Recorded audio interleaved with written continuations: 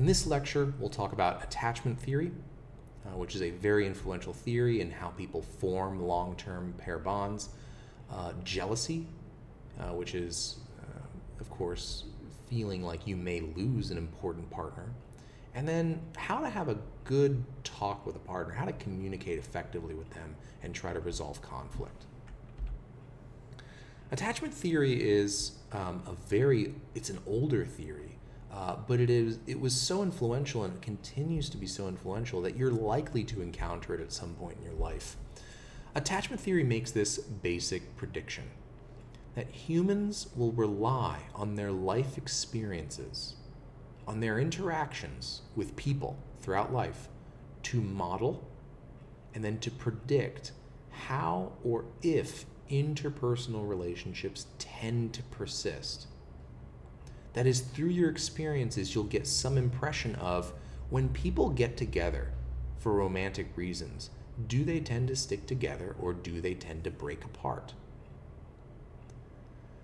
Attachment theory was originally tested in parent-infant bonds. So really the focus of this research at first was, are children learning the style by which they form relationships based on the relationship that they have with their parent? And so one of the earliest tests is something called the strange situation task, where what would happen is a mother, it was usually a mother and at the time, a mother and a child would be brought into a laboratory, and in that lab it would just be like a small room, and there would be toys on the ground the child can play with. And so the mother would be instructed to leave the child there, let the child play with the toys for a little bit. A couple minutes would go by, and then she would get up, she would leave the room, and she'd stay out for 5-10 minutes. Then she would come back in, and they would see how the child responds throughout the whole time.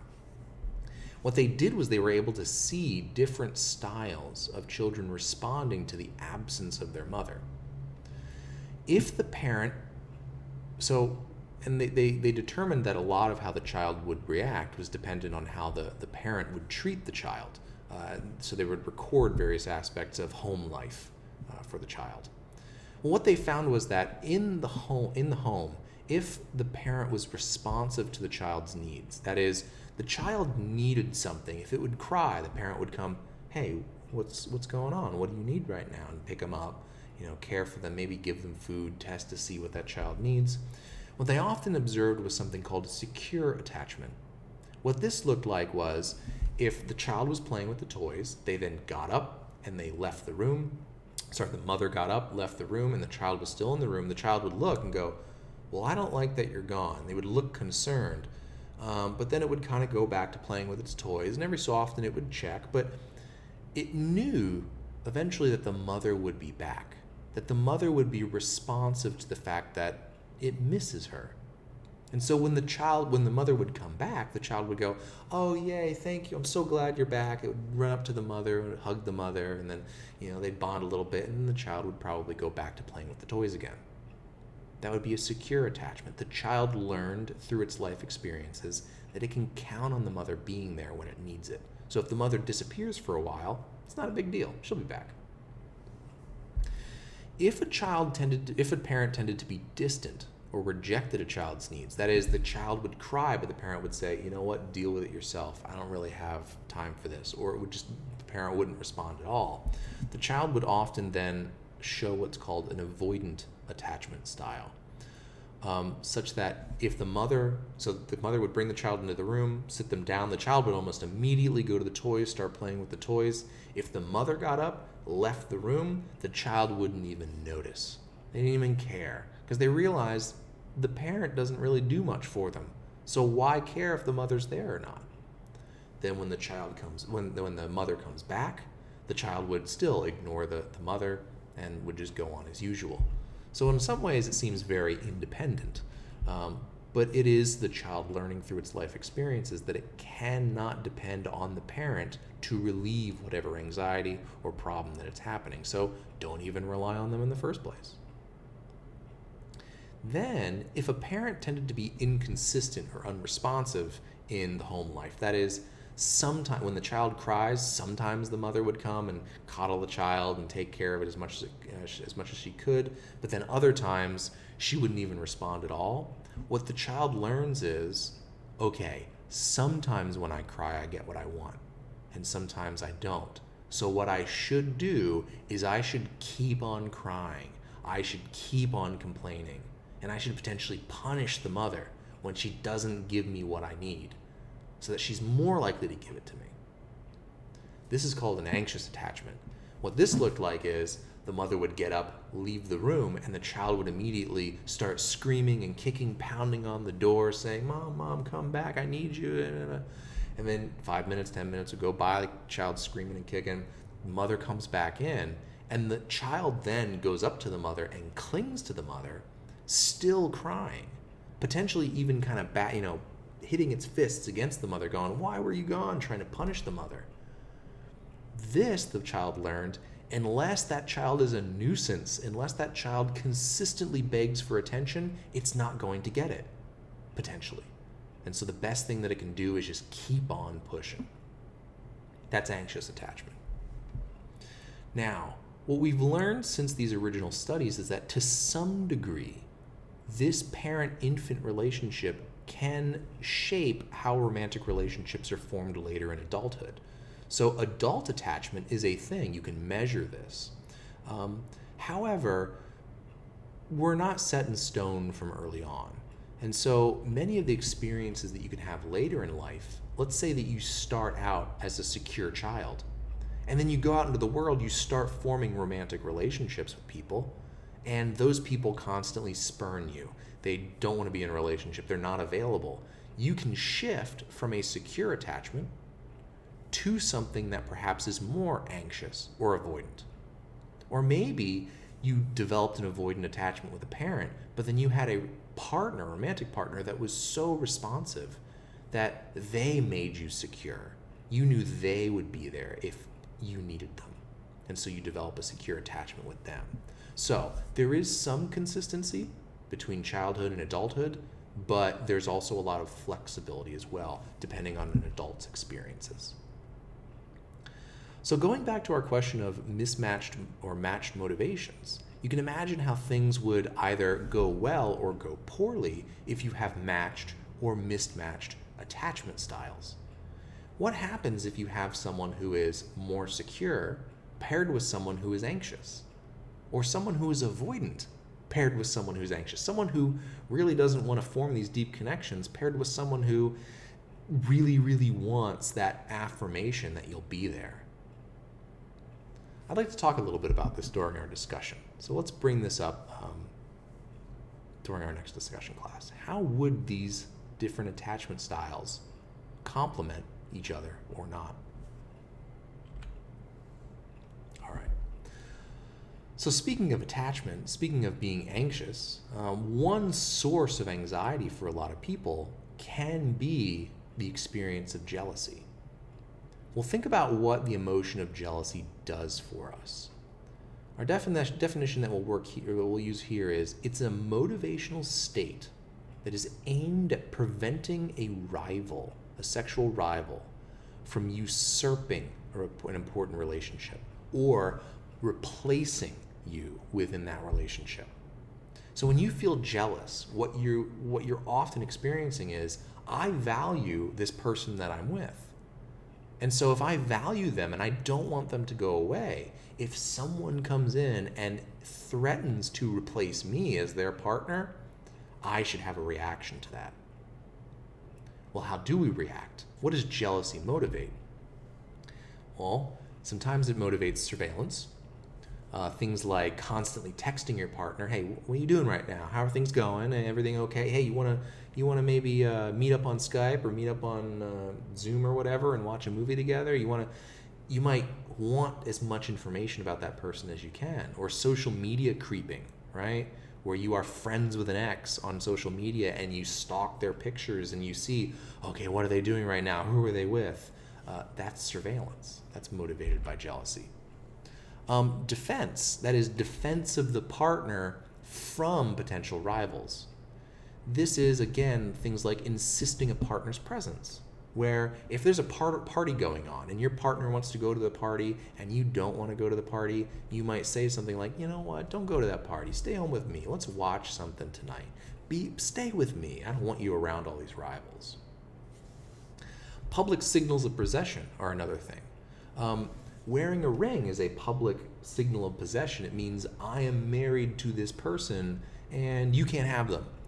Or holding hands in public would be a clear signal to everyone around that, oh, these two people are together. That would be defense, right? Is deterring rivals from being able to seduce a partner. There's also positive inducements. These are things like performing favors or giving gifts or having sex with a partner or making yourself more attractive to your current partner. If there's a risk of them leaving you, then make yourself more desirable. Make yourself someone that they would want to continue to be with, who is more valuable than this rival. Those are positive inducements. Negative rival inducements are when you try to point out a rival's flaws, when you insult a rival, you make them seem like a less desirable alternative. So, spreading rumors about a rival or saying, oh, you know what, you want, oh yeah, they're a total, hound dog. They just, they sleep with people and then they leave them behind. So if your partner is looking to switch for a long-term relationship with this other person, then if you emphasize how they're a bad long-term partner, that might make your partner think, oh, maybe that would be a good idea to switch partners now. That's negative rival inducements. And then negative partner inducements are things that you do to your current partner to keep them from cheating on you. So this is the really nasty stuff. This is stuff like noting your partner's flaws. So rather than make them think that your rival is not worth it, make them feel like they themselves are not worthy of anything better than you. It's a terrible way to do things. And in fact, these tend to be, there's actually a measure of these different behaviors. People report this the least often, but there is a minority of people who tend to do this the most. And this includes things like violence, sexual assault, domestic abuse, things like that, are often aimed at getting a partner to be kind of under someone's thumb to keep them from doing things that could potentially lead to them cheating on you. I want to describe a little bit about how jealousy functions so that you can be aware of it in yourself. And I find one model that's very helpful is something called the dynamic functional model of jealousy, which you can see up at the top here. The idea here is that there are different inputs that determine whether you feel jealous in a certain situation. Now, the first step that needs to occur all the way on the left side there is the presence of the rival. There needs to be some threat. But it's not enough that someone is simply present, because there are some people who are not particularly threatening. So not only do they have to be present, but you have to appraise them as a threat. Maybe, say, someone of the gender that your partner finds attractive is at a party, and your partner's talking to them a lot. But if they're not particularly physically attractive, or they are not socially adept, that their social skills are not that great, maybe you look at them and say, okay, fine, you can talk to them, because there's no chance that you're leaving me for them. If you make that appraisal, then the jealousy never happens. If you do make the appraisal that this rival is a potential threat, that's when you see all the what are called manifestations in this model, or those behaviors, surveillance and positive inducements, and et cetera, et cetera. So you have to appraise the rival as worthwhile to respond to.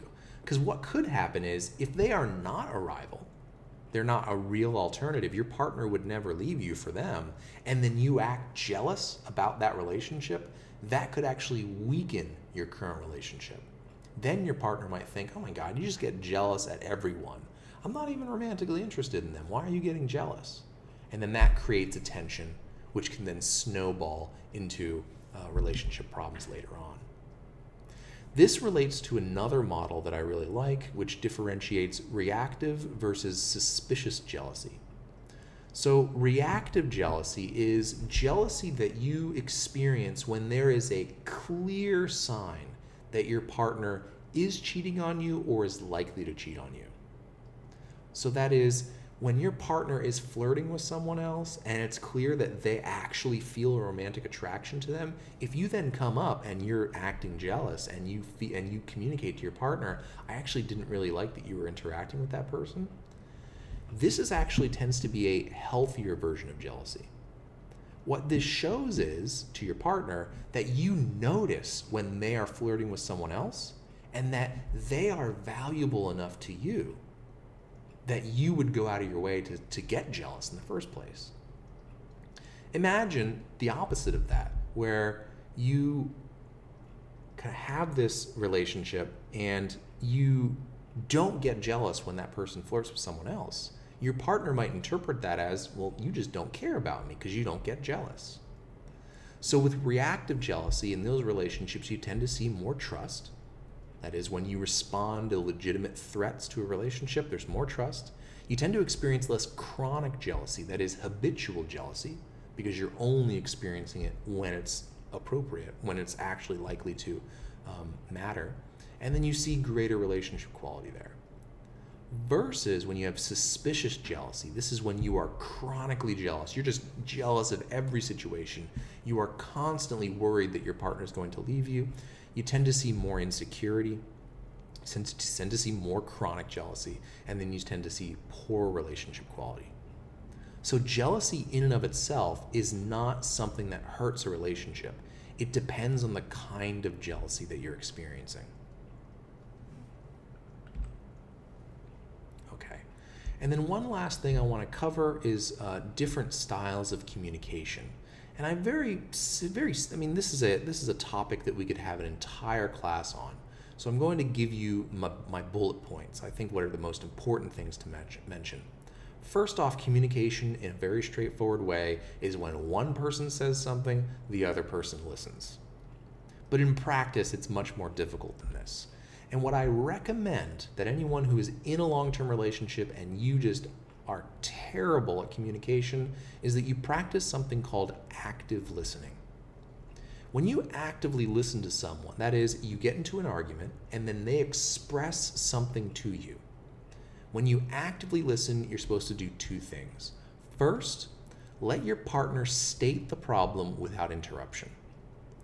One of the big faux pas, the mistakes that people make is when their partner starts to express a problem, they don't give them the full time to express it. Sometimes it's difficult to talk about. Sometimes it's difficult to express.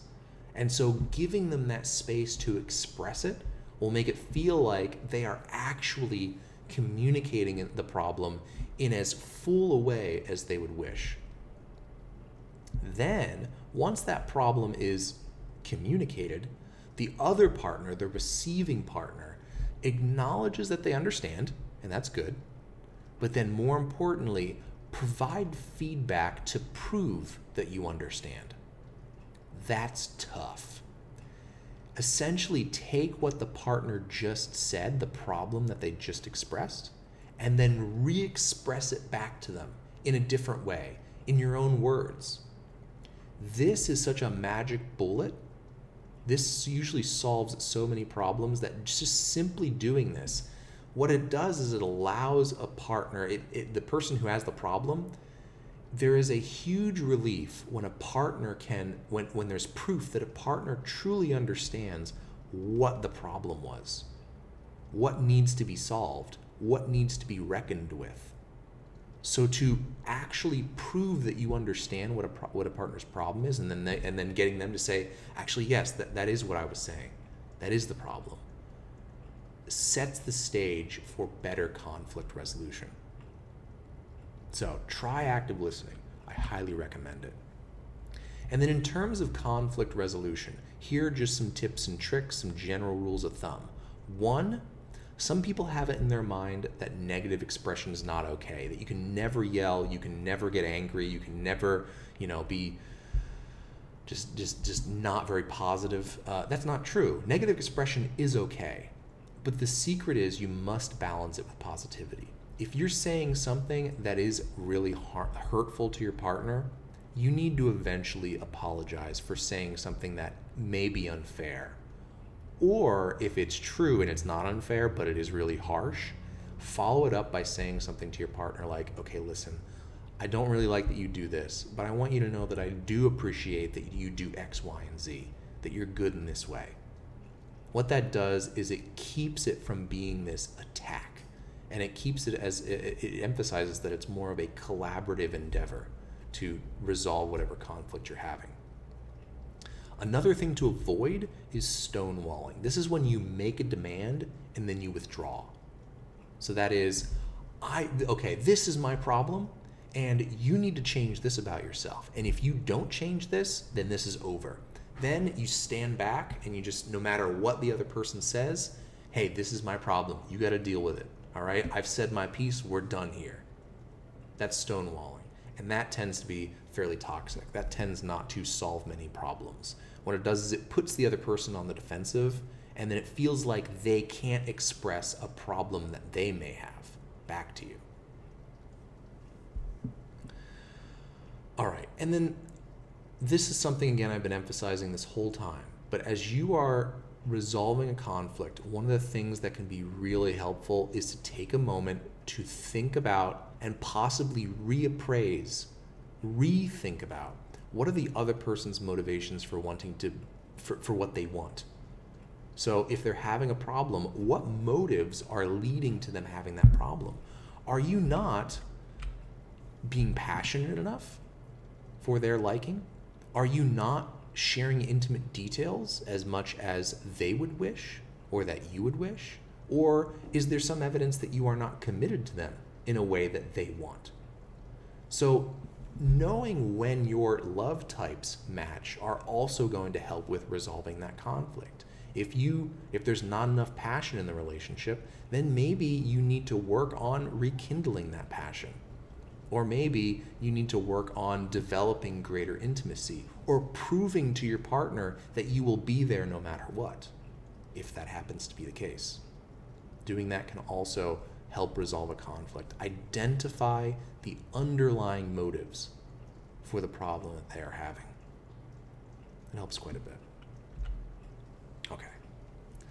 That's the end of this week, and we'll discuss long-term relationships and everything related to it during our discussion.